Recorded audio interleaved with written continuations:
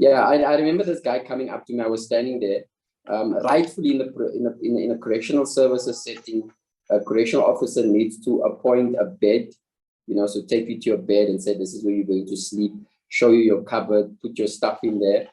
But I was sent to Pollsmoor prison, which was the one of the 5 most deadliest prisons in the world. And I was just pushed into the cell, and it was this other guy next to me that was also with me. And as we were standing there, these 2 men approached us. And this one guy asked me, who are you in prison? And I said, I'm welcome. And this guy just slapped me. I was like, okay. And then he asked me again, who are you in prison? And I said, welcome. And he slapped me again. And in my head, I clearly thought to myself that I'm not welcome here. So the guy next to me, when they asked him, who are you in prison? He responded by saying, Frans van Jonalanga. And nothing happened to him, So I thought, if he could say that, maybe I should say the same. And I then said, Frans van Jonalanga, and nothing happened. So that's where these men came and they said, you've made the right decision, you made the right choice. And they then took me to the back of the room and started telling me about what prison is about, how I'm going to have to live. And the fact that I have now chosen to become part of the numbers gang. I didn't even know that I had chosen to become part of the number gang. I did not know that what I actually said was that I was willing to become a member of the 28s, which was one of the 3 most powerful number gangs within the prison system. And for our viewers, I mean, you've mentioned that Pollsmoor is one of the 5 most deadliest prisons in the world. What is daily life like in Pollsmoor? Being there and being in the thick of things, like, in a room that's supposed to accommodate, 20 to 30 men, we were 120, to 150 in that small space.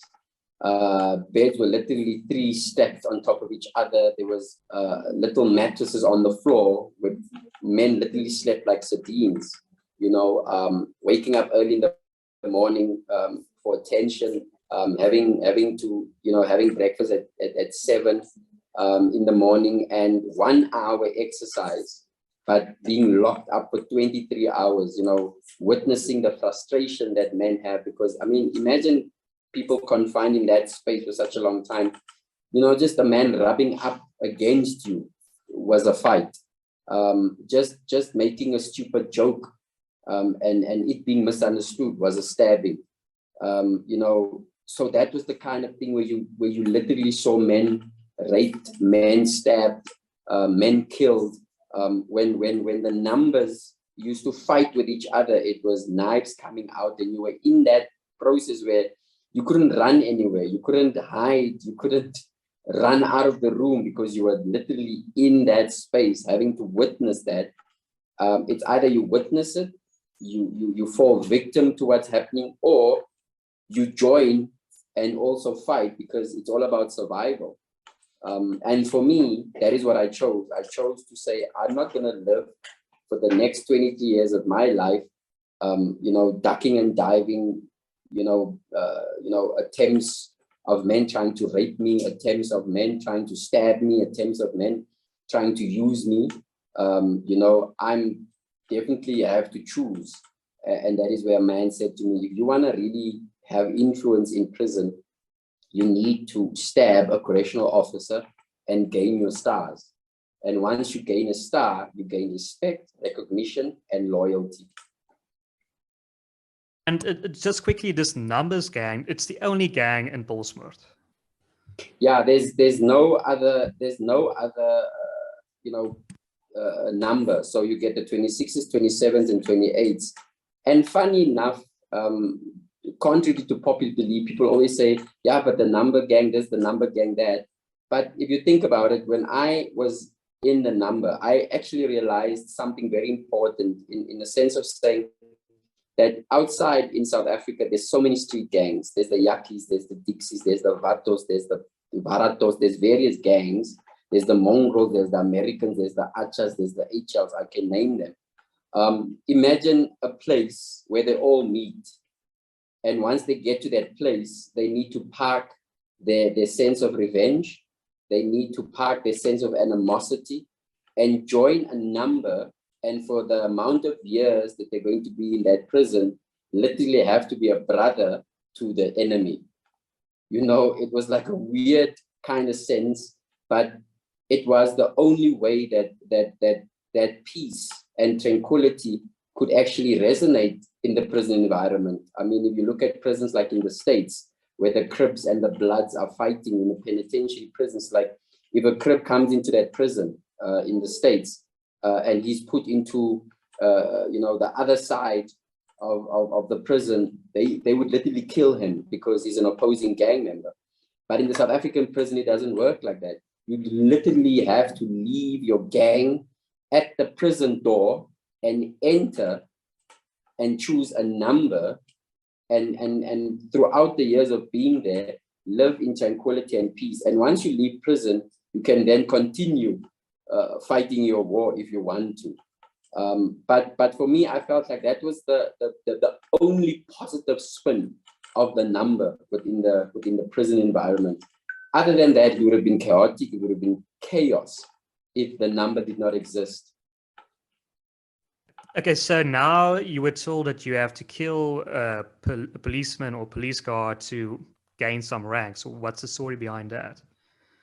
Yeah, so what would happen is the number was more of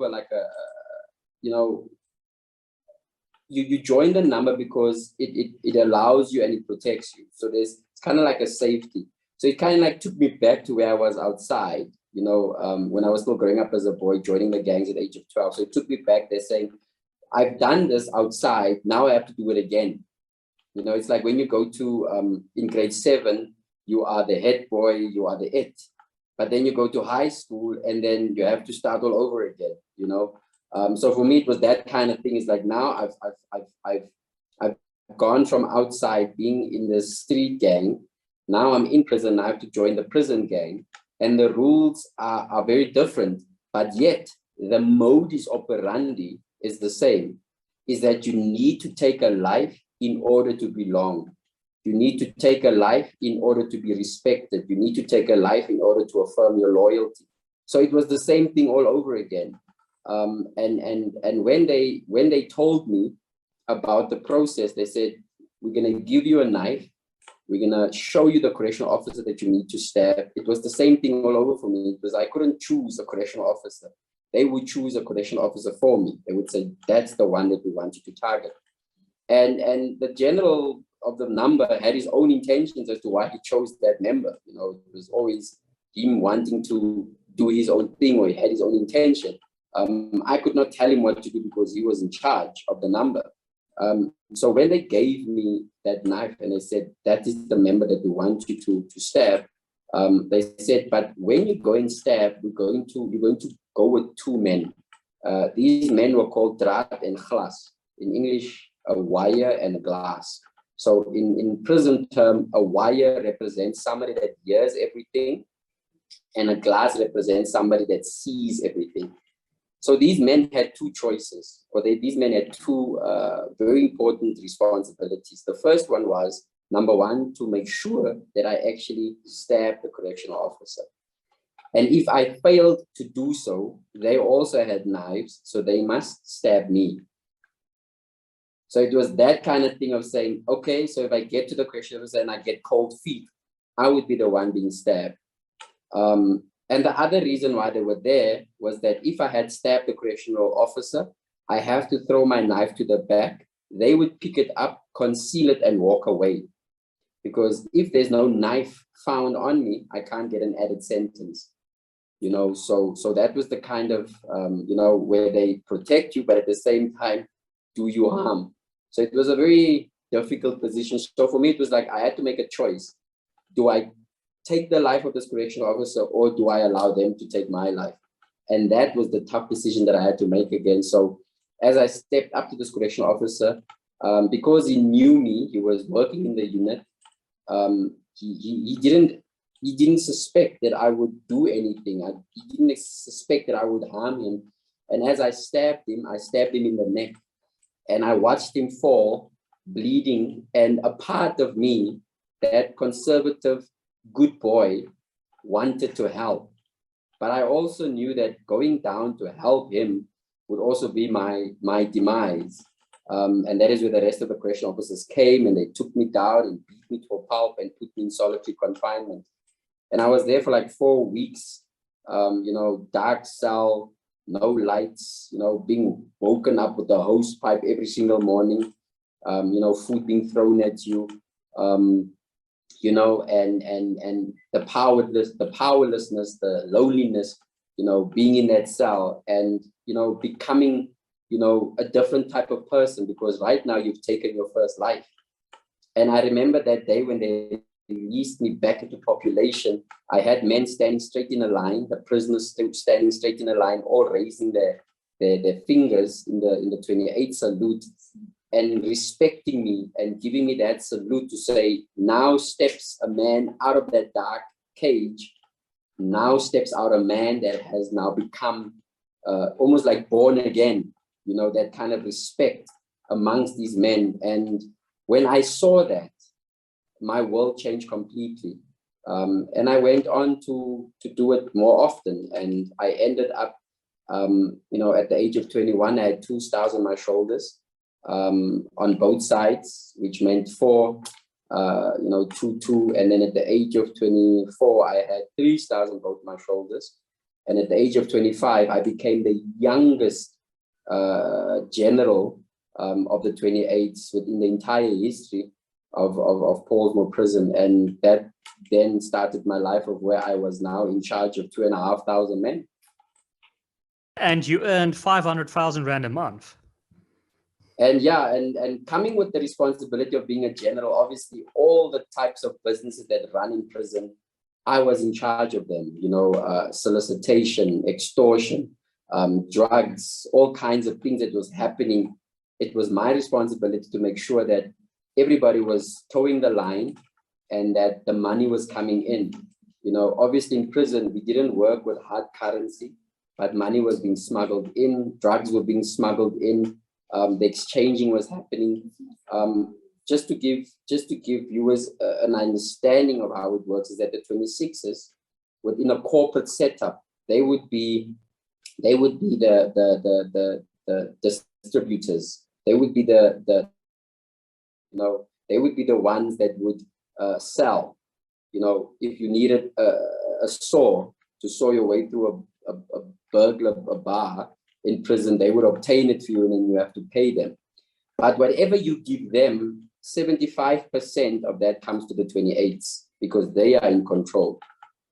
So if they sold you marijuana, 75% of that comes to the 28. If they sold you cocaine, 75% of that comes to the. So that's how the money was being made. Obviously, the 26ers weren't always happy with the terms and conditions. That is why the 27 was there to maintain that. So in a corporate setup, the 27 would be HR, making sure that everybody towed the line, keeping to the terms and conditions, keeping to the, the rules, the regulations that needs to be followed. And if they do not follow those rules and regulations, there would be punishment. So, and the 27 would then be forced to appropriate that punishment. And the 28 obviously would be the ones that secured certain places within the prison. Like the 28s were predominantly found in the kitchen. And the reason why they were found in the kitchen, because the kitchen was the entry point for things outside. The kitchen, the butter, the milk, everything needed to come from inside. So it was that kind of regulation. The 26ers were predominantly in the corridors and in the offices because they need to be the runners in the corridors selling the stuff, so that was the kind of dynamic. And the prison, that was the lay of the land. That's how it works.